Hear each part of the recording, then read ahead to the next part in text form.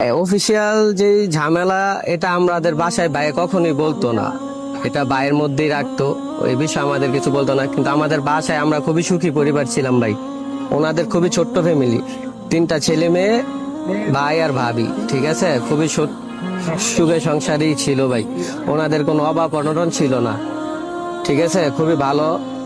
কিন্তু এখন কি থেকে কি হলো এটা আমার ভাই নিশ্চিত এটা কেউ ঘটাইছে, এই ঘটনাটা কেউ ইচ্ছাকৃত ভাবে যে বাইকে মেরে এখানে ঝুলানো হয়েছে।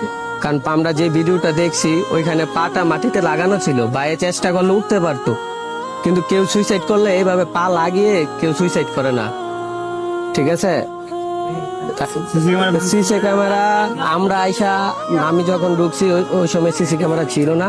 সিসি ক্যামেরাটা যে জায়গায় ছিল ওটা ভাঙা ছিল, মানে ক্যামেরাই ছিল না, আর ভিতরে কোনো লাইটই ছিল না, মানে অন্ধকার, মানে দিনের বেলাও রাতের মতন অন্ধকার ছিল ভাই একদম।